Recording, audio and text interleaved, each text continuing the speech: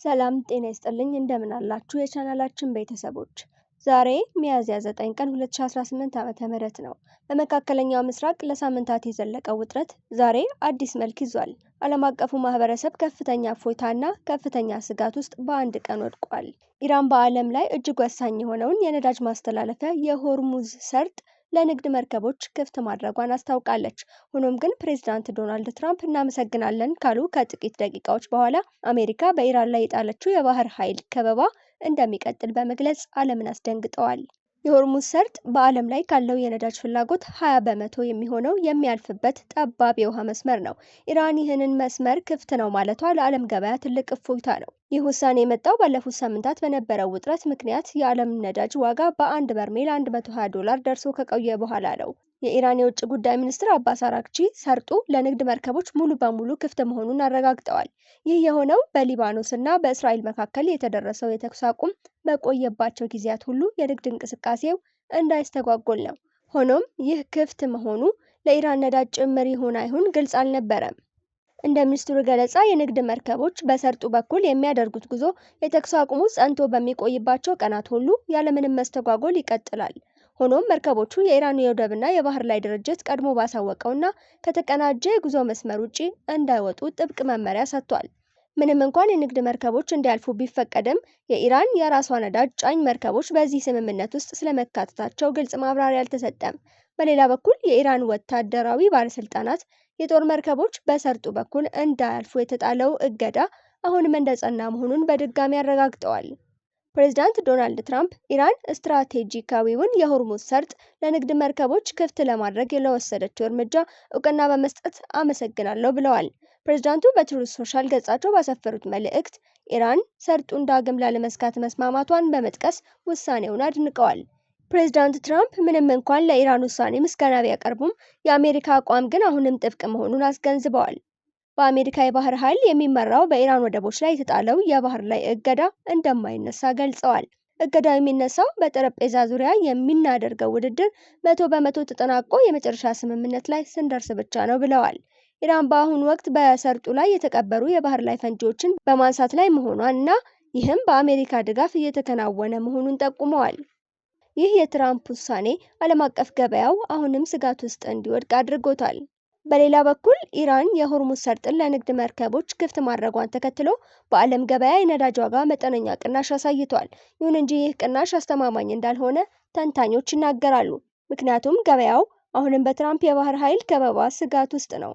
በሌላ በኩል አሁን በተሰማ መረጃ በኢራን ከፍተኛ ብሔራዊ ደህንነት ምክር ቤት ውስጥ የሚገኙ ምንጮችን ዋቢ በማድረግ የተገኘው መረጃ እንደሚያመለክተው ኢራን በሁለት ሳምንቱ የተኩስ አቁም ስምምነት መሰረት በሆርሙዝ ስትሬት በኩል ለሚደረገው የመርከቦች ጉዞ አዲስ መመሪያ አውጥታለች። በፓኪስታን አጋዥነት በተደረሰው በዚህ ስምምነት መሰረት ኢራን በየቀኑ የተወሰኑ መርከቦች እንዲያልፉ ለመፍቀድ ተስማምታ የነበረ ቢሆንም በሊባኖስ በኩል ያለው የተኩስ አቁም ባለመሳካቱ ስምምነቱን ለጊዜው አግዳው እንደነበር ተገልጿል። ኢራን ለመርከቦች ማለፊያ ያስቀመጠቻቸው 3 ቅድመ ሁኔታዎች የኢራን ወታደራዊ ኃይሎች መርከቦች በሆርሙዝ ስትሬት በኩል እንዲያልፉ የሚፈቅዱት የሚከተሉትን መስፈርቶች ሲያሟሉ ብቻ እንደሆነ ምንጮቹ ገልጸዋል። መርከቦቹ የንግድ መርከብ መሆን አለባቸው። ወታደራዊ መርከቦች ማለፍ አይፈቀድላቸውም። እንዲሁም መርከቦቹም ሆኑ የጫኑት ንብረት ከጠላት ሀገራት ጋር ግንኙነት ሊኖራቸው አይገባም። ሌላኛው ነጥብ መርከቦች ማለፍ ያለባቸው ኢራን በወሰነችው የባህር መስመር ላይ ብቻ መሆን አለበት።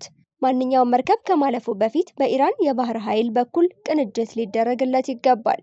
ጠዋት ላይ በተሰማ መረጃ ደግሞ ኢራን የኒውክሌር ፍላጎቷን ለመተው ሙሉ በሙሉ ተስማምታለች ሲሉ ፕሬዝዳንት ትራምፕ ተናግረው ነበር።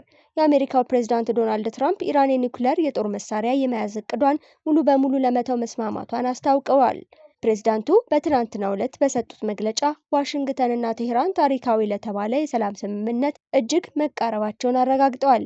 ኢራን ያላትን የበለጸገ ዩራኒየም ወይም የኒውክሌር አቧራ ለአሜሪካ አሳልፋ ለመስጠት ፈቃደኛ ሆናለች ያሉት ትራምፕ ስምምነቱ ደግሞ በሁለቱ ሀገራት መካከል ለዓመታት የዘለቀውን የኒውክሌር ውጥረት በዘላቂነት ይፈታዋል ሲሉ ተደምጠዋል።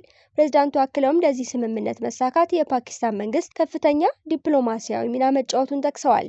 በዚህም ለፓኪስታን መንግስት ምስጋና ያቀረቡ ሲሆን ስምምነቱን በይፋ ለመፈረም ወደ ፓኪስታን ሊያቀኑ እንደሚችሉ ፍንጭ ሰጥተዋል። ይህ የትራምፕ መግለጫ የወጣው ደግሞ በሆርሙዝ የባህር ሰርጥ አካባቢ ወታደራዊ ውጥረት ባለበትና ቀደም ሲል ቴህራን በኒውክሌር ጉዳይ ላይ ያላትን አቋም እንደማትቀይር በገለጸችበት ወቅት መሆኑ የብዙዎችን ትኩረት ስቧል።